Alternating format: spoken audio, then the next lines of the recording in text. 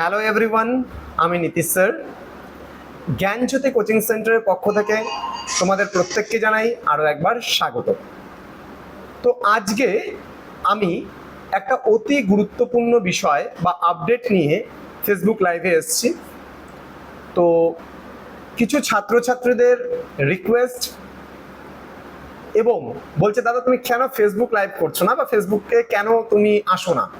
তো আমাদের পড়াশোনাগুলোকে নিয়েও তো ফেসবুকে আসতে পারো, তোমার ভিউজ ভালো হবে, সবাই দেখবে, প্রোগ্রামটা ভালো হবে। তো যাই হোক, সবার কথা চিন্তা করে বা সবার কারণেই কিন্তু আমার আজকের এই উপস্থাপনা। দেখবে যে ছাত্রছাত্রীরা যারা দশম শ্রেণীর ছাত্রছাত্রী বা নবম শ্রেণী বা স্কুলে যারা ছাত্রছাত্রী আছে, তাদের কাছে ইতিহাস মানেই একটা ভয়। ইতিহাস মানে তাদের কাছে একটা জড়তা পড়া, অতীতকালের ঘটনা যেগুলো মরে গেছে সেগুলো পড়তে হয়, মরা পড়া। কিন্তু ইতিহাস না জানলে যে আমরা মানব সভ্যতাকে জানতে পারি না, মানব সমাজকে জানতে পারি না। সুতরাং ইতিহাসটাকে জানা কিন্তু খুব প্রয়োজন। আর ইতিহাস তোমাদের ভালো লাগবে, কথা দিচ্ছি। আমার সঙ্গে যারা আজকের এই ক্লাসে যুক্ত আছো তারা অবশ্যই আজকের এই লাইভটা শেয়ার করে দাও, যেন প্রত্যেকের কাছে আজকের এই লাইভটা পৌঁছাতে পারে, যেন প্রত্যেকটা স্টুডেন্ট যাদের ইতিহাস বিষয়টা নিয়ে ভয়, তাদের মধ্যে এই জড়তাটা যেন দূর হয়ে যায়। তো আজকে আমি তোমাদের দশম শ্রেণীর যে ইতিহাসের অষ্টম অধ্যায় রয়েছে, সেখানে অতি গুরুত্বপূর্ণ একটি বিষয়, সেটা হচ্ছে উদ্বাস্তু সমস্যা সমাধানে তৎকালীন ভারত সরকারের কি অবদান রেখেছিল, সেই নিয়ে আজকের এই ক্লাসটি আমি বিস্তারিত তোমাদের সঙ্গে আলোচনা করব এবং সম্পূর্ণ আলোচনাটা করব গল্পের ছলে। দেখবে তোমরা যদি আজকের এই গল্পটা বা আজকের এই ক্লাসটা যদি মনোযোগ সহকারে শোনো, দেখবে তোমাদের ভীষণ ভালো লাগবে এবং তোমরা কিন্তু আজকের এই ক্লাসটি করে উপকৃত হতে পারবে। সবার প্রথমে আমি যে প্রশ্নটি তোমাদের সামনে রাখছি সেটা হচ্ছে উদ্বাস্তু সমস্যা সমাধানে তৎকালীন ভারত সরকার কি উদ্যোগ নিয়েছিল। আমরা প্রত্যেকেই জানি আমাদের স্বাধীনতা দিবস কবে। এই যে আজকে থেকে আগস্ট মাস পড়ে গেল, অর্থাৎ 15ই আগস্ট কিন্তু আমাদের স্বাধীনতা দিবস। অর্থাৎ এই দিনটা আমরা ইংরেজ যে যারা রয়েছিল বা ব্রিটিশ শক্তির হাত থেকে কিন্তু আমরা স্বাধীনতা পেয়েছিলাম। 14ই আগস্ট পাকিস্তান স্বাধীন হয়েছিল এবং 15ই আগস্ট পরের দিন, অর্থাৎ 14ই আগস্টের পরের দিন 15ই আগস্ট কিন্তু আমরা স্বাধীনতা পেয়েছিলাম ব্রিটিশদের হাত থেকে। এইবার এই স্বাধীনতা কিন্তু হয়েছিল অনেক কিছুর মূল্য দিয়ে, অনেক রক্তক্ষয় হয়েছিল, অনেক সংগ্রামের ভিত্তিতে কিন্তু শেষ পর্যন্ত আমরা স্বাধীনতা পেয়েছিলাম। এবং এই যে দ্বিখণ্ডিত ভারতবর্ষের বিনিময়ে আমরা স্বাধীনতাটা পেয়েছিলাম, একদিকে হয়েছিল পাকিস্তান এবং অন্যদিকে হয়েছিল কিন্তু ভারত।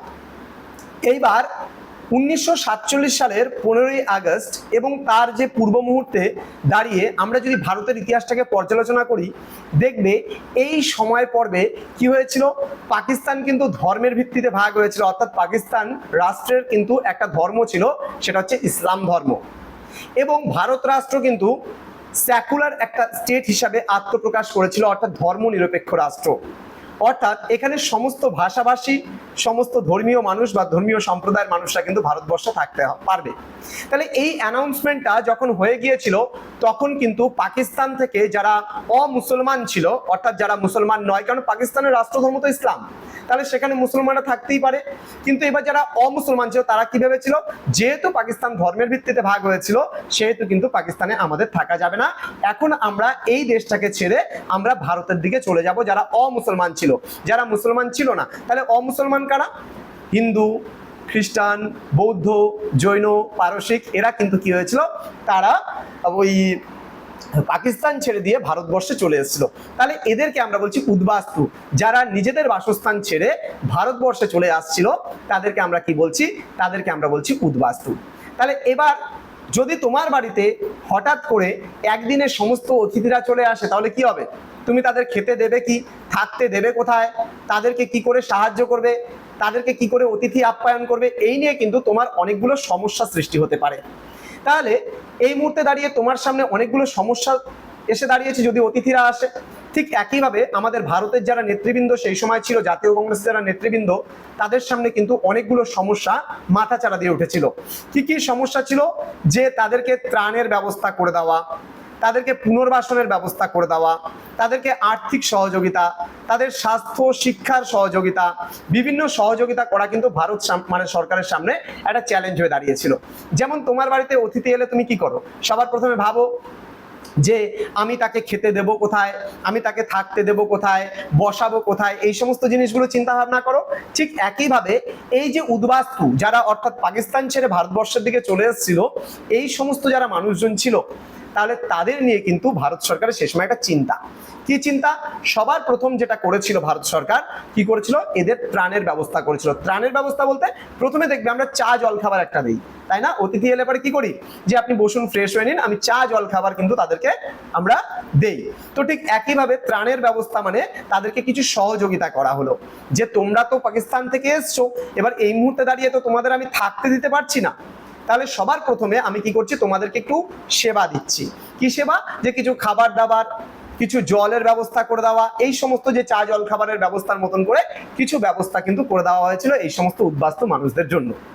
এবং এই উদ্বাস্তু মানুষরা যারা ছিল তাদেরকে কিন্তু একটা জায়গায় বাসস্থানের সুযোগ করে দিয়েছিল, যে কিছুদিন অন্ততপক্ষে তারা যেন একটা জায়গায় কাটাতে পারে, একটা তাদের জন্য একটা পুরো একটা ল্যান্ডকে রেখে দিয়েছিল তাদের জন্য, পুরো একটা আশ্রয় শিবির যেটাকে আমরা বলি, সেই আশ্রয় শিবিরে কিন্তু এই উদ্বাস্তু মানুষেরা ছিল। তাহলে সবার প্রথমে আমি যেটা বললাম, ত্রাণের ব্যবস্থা।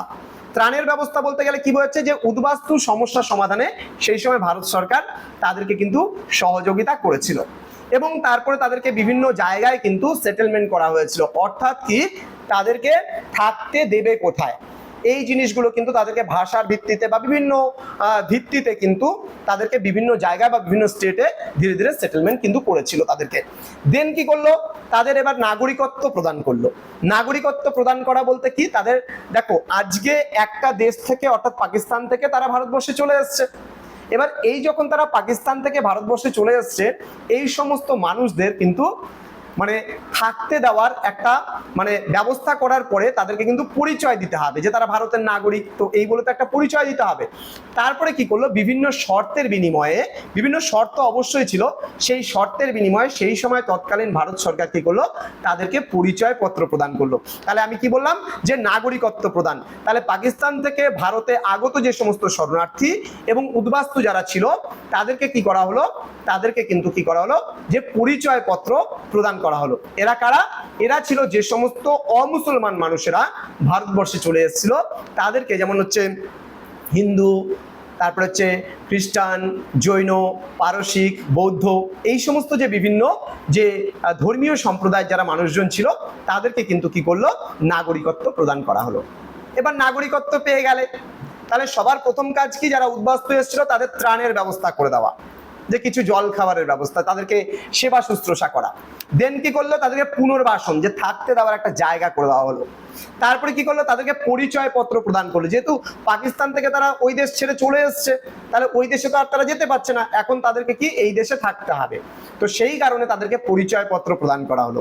তারপরে কি করা হলো, ভারত সরকার তারপরে কি করলো, শিক্ষার ব্যবস্থা করে দিল তাদেরকে, বিভিন্ন ভাষাভাষীর দিক থেকে কিন্তু কি করলো। এবার ধরো দেখা যাচ্ছে পাকিস্তান থেকে একটা মানুষ এসছে, সে হয়তো গুজরাটি বা হয়তো সে হিন্দি ভাষাভাষী, সে হয়তো বাংলা ভাষাভাষী অতটা পারদর্শী নয়, তাহলে তাকে সেই অনুযায়ী কিন্তু যে স্টেটে সেটেলমেন্ট করা যাবে তাকে সেই স্টেটে সেটেলমেন্ট করা হলো। এইভাবে করে স্বাস্থ্য এবং সবার প্রথমে শিক্ষার ব্যবস্থা করা হলো। দেন যে সমস্ত মানুষরা এসেছিল যাদের স্বাস্থ্য অবনতি ঘটেছিল, তাদের কিন্তু সেই স্বাস্থ্য পরিষেবাও কিন্তু ভারত সরকারের পক্ষ থেকে কিন্তু সেই সময় দেওয়া হয়েছিল। এছাড়া আমরা বলতে পারি যে আর্থিক সহায়তা, সেই আর্থিক সহায়তাও কিন্তু করা হয়েছিল। যেমন আমরা কিন্তু দেখি বিভিন্ন সময় বিভিন্ন সরকারেরা যখন ক্ষমতায় আসে তখন কিন্তু মানুষকে কিছু আর্থিক সহায়তা দিয়ে থাকে। ঠিক একইভাবে সেই সময় যে সমস্ত মানুষজনেরা, শরণার্থীরা, উদ্বাস্তুরা যারা ভারতবর্ষে এসছে, সেই সময় তাদেরকে কিন্তু আর্থিক সহায়তাও প্রদান করেছিল সেই সময়কার যে সরকার। তো এই ছিল আজকে আমাদের উদ্বাস্তু সমস্যা সমাধানে তৎকালীন ভারত সরকার কি কি উদ্যোগ গ্রহণ করেছিল। তাহলে আমরা কি করি, সবার প্রথমে দেখো ত্রাণের ব্যবস্থা করা হলো, তারপরে পুনর্বাসনের ব্যবস্থা করা হলো, তারপরে কি করা হলো, তাদেরকে পরিচয় পত্র প্রদান করা হলো, তারপরে কি করা হলো, শিক্ষা পরিষেবা দেওয়া হলো, শিক্ষার ব্যবস্থা করা হলো, তারপরে স্বাস্থ্যের ব্যবস্থা করা হলো, এবং তারপরে কিন্তু কি করা হলো, তারপরে তাদেরকে যে আর্থিক অনুদান, সেই আর্থিক অনুদানের কিন্তু ব্যবস্থা করা হলো। তাহলে এইভাবে একের পর এক ঘটনার মধ্যে দিয়ে কিন্তু ভারত সরকার বেশ কয়েক বছর ধরে এই উদ্বাস্তু সমস্যার কিন্তু সমাধান করেছিল, এবং এই উদ্বাস্তুরা বিভিন্ন সময় কিন্তু বিভিন্ন জায়গা থেকে এসেছিল। যেমন 1947 সালে 15ই আগস্ট বা 14ই আগস্ট যখন পাকিস্তান স্বাধীন হয়ে গেল, 1947 একবারই কিন্তু পাকিস্তান থেকে ভারতবর্ষে উদ্বাস্তু আগমন ঘটে। কিন্তু বাংলাদেশে কিন্তু দীর্ঘ সময়ব্যাপী কিন্তু এই উদ্বাস্তুদের আগমন কিন্তু ঘটতেই থাকে। তার কারণ আমরা জানি যে বাংলাদেশ স্বাধীনতা দিবস 1971 কিন্তু বাংলাদেশ স্বাধীনতা পেয়েছিল। তো এই 1971 সাল পর্যন্ত বাংলা দিয়ে প্রচুর পরিমাণে শরণার্থীর আগমন কিন্তু ভারতবর্ষে ঘটেছে। তাহলে বাংলা থেকে বিভিন্ন সময়ে কিন্তু দেখা যায় যে উদ্বাস্তুদের আগমন ঘটেছে, কিন্তু পাকিস্তান থেকে জাস্ট অনলি ওয়ান টাইম উদ্বাস্তুদের আগমন ঘটেছে, সেটা কিন্তু একবারই। তাহলে যখন এসছিল বৃহৎ সংখ্যায় এসছিল, এটা কিন্তু পরীক্ষায় প্রশ্ন আসে যে পশ্চিম পাকিস্তান এবং পূর্ব পাকিস্তান, অর্থাৎ পশ্চিম পাকিস্তান বলতে যেটা আমরা বর্তমান পাকিস্তান দেশকে জানি, এবং পূর্ব পাকিস্তান বলতে বর্তমানে এখন বাংলাদেশকে আমরা যেটা জানি। তাহলে এই দুই জায়গার উদ্বাস্তুর যে আগমন ভারতবর্ষে, এর পার্থক্যটা কি ছিল? তাহলে যদি আমাদের এই পার্থক্যটা জিজ্ঞেস করে 2 নম্বরের জন্য জিজ্ঞেস করবে, আর ভারত সরকার কি কি উদ্যোগ নিয়েছিল সেটা কিন্তু জিজ্ঞেস করলে আমাদের 4 নম্বরের জন্য জিজ্ঞেস করবে সর্বশেষ অধ্যায় থেকে, অর্থাৎ মাধ্যমিকের 8ম অধ্যায় থেকে। তাহলে আমরা খুব সুন্দরভাবে বলতে পারবো পাকিস্তান থেকে বর্তমানে, মানে বর্তমান যে পাকিস্তান, সেই পাকিস্তান থেকে উদ্বাস্তুর আগমন কিন্তু ভারতবর্ষে একবারই ঘটেছিল, কিন্তু বাংলাদেশ থেকে কিন্তু ধাপে ধাপে ঘটেছিল। এবং এই উদ্বাস্তুদের আগমন ভারতবর্ষে পাকিস্তান থেকে যেটা ঘটেছিল সেটা একবারই ঘটেছিল আমি বললাম, এবং বৃহৎ সংখ্যায় ঘটেছিল। এবং যেটা বাংলাদেশ থেকে বা পূর্ব পাকিস্তান থেকে যে উদ্বাস্তুর আগমন ঘটেছে, সেটা অল্প অল্প করে অল্প সংখ্যক মানুষের কিন্তু আগমন ঘটেছিল। তো আশা করছি তোমরা সবাই বা প্রত্যেকেই বুঝতে পেরেছো আজকের এই ক্লাসটি। আশা করছি ভালো লাগছে তোমাদের ক্লাসটি বা ভালো লেগেছে। তাহলে অবশ্যই আমাদের কমেন্ট করে জানাবে। প্রতি শনিবার এবং রবিবার করে আমি চেষ্টা করব তোমাদের যে সঙ্গে লাইভে যুক্ত হওয়ার, এবং বিভিন্ন যে ইতিহাসের যে জটিল বিষয়গুলো রয়েছে সেই বিষয়গুলোকে গল্পের মতন করে তোমাদের সামনে উপস্থাপন করার। তো ভিডিওটি ভালো লাগলে বন্ধুদের সঙ্গে শেয়ার করে দেবে, আমাদের ফলো করতে ভুলবে না।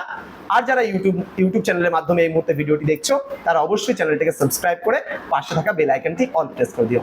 Thank you.